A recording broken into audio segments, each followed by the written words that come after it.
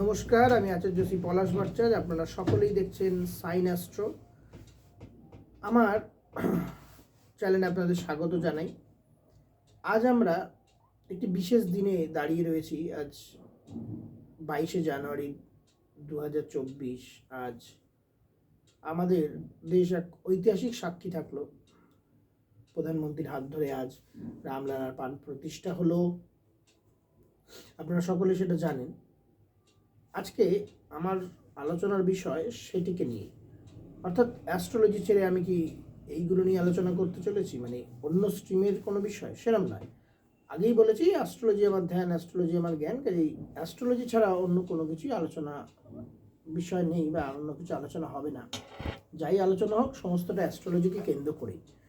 তা এই রাম মন্দির বা রামলালার প্রাণ প্রতিষ্ঠার সাথে আমার অ্যাস্ট্রোলজি কীভাবে কানেক্টেড, বা আমি কীভাবে এটাকে অ্যাস্ট্রোলজিক্যাল অ্যাপ্লাই আপনাদেরকে করতে বলছি।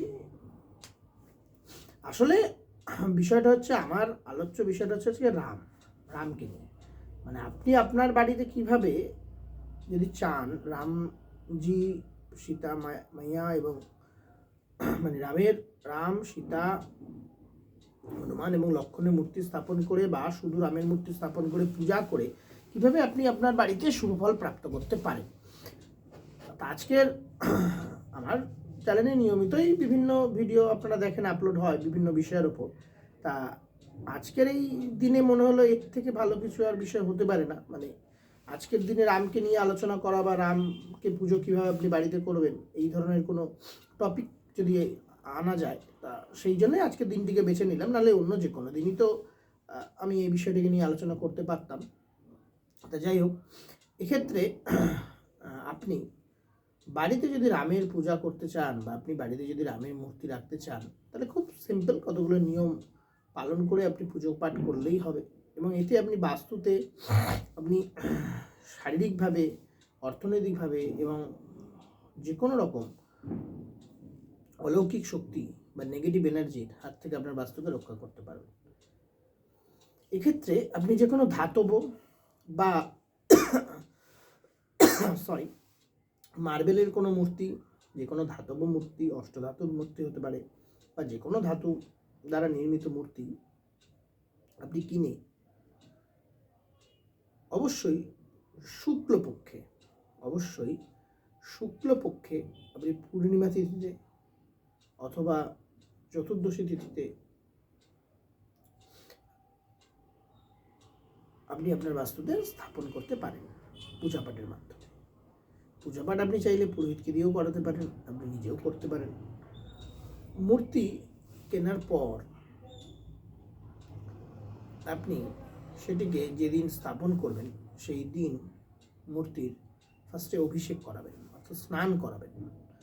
মূর্তিটিকে আপনি কোনো তাম্রপাত্রে বা কাঁসা পিতলের যে কোনো ভালো পাত্রে স্থাপন করে সেই মূর্তিকে স্নান করাবেন। অভিষেক করানো হচ্ছে স্নান করানো। আপনি তাকে পঞ্চামৃত এবং তার সাথে সাথে গঙ্গা জল, ডাবের জল, বিভিন্ন ফলের রস দ্বারাও চান করাতে পারেন। তবে বেসিক্যালি যেটা দরকার, পঞ্চামৃত আপনাকে অবশ্যই রাখতে হবে। পঞ্চামৃত বলতে দুধ, দই, ঘি, মধু, গঙ্গা জল, এই 5টি উপকরণকে আপনি একত্রিত করে মিশিয়েও চান করাতে পারেন। আলাদা আলাদা করে এই সমস্ত দ্রব্যাদি দিয়ে চান করাতে পারেন, কোনো সমস্যা নেই।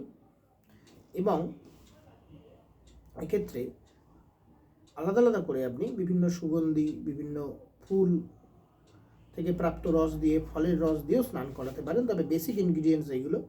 এই সমস্ত দ্রব্যাদি দিয়ে স্নান করানোর পর তাকে শুদ্ধ বস্ত্র দিয়ে মুছিয়ে আপনি যেখানে স্থাপন করবার জন্য প্রস্তুত করেছেন সেখানে স্থাপন করে তাকে শৃঙ্গার করুন, অর্থাৎ তাকে চন্দনের তিলক দিন, মাতাকে সিঁদুরের তিলক দিন, দিয়ে পুষ্পমাল্য, বিশেষ করে অবশ্যই তুলসী পাতার মালা, তুলসী পাতা অবশ্যই অর্পণ করুন এবং সাথে যে কোনো হলুদ, লাল পুষ্প অর্পণ করে আপনি ভোগ দিয়ে, এক্ষেত্রে আপনি নারকেলের একটি পায়েস তৈরি করতে পারেন। মানে যে কোনো পায়েস আপনি রেসিপি তৈরি করতে পারেন, পায়েস করে ভোগ হিসেবে চড়াতে পারেন। লাড্ডু দিয়ে আপনি পূজা করুন।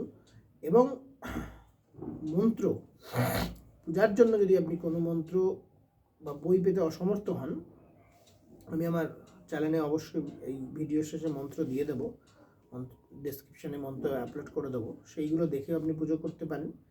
এছাড়া একদম সিম্পল মন্ত্র, আপনি জয় সিয়াবার রামচন্দ্র কি জয়, পবন সুত হনুমান কি জয়, জয় সিয়াবার রামচন্দ্র কি জয়, পবন সুত হনুমান কি জয়, এই মন্ত্র বলে বলেও সমস্ত দ্রব্যাদি পুষ্প ফল মূলাদি সমস্ত অর্পণ করে পুজো করে আরতি করুন।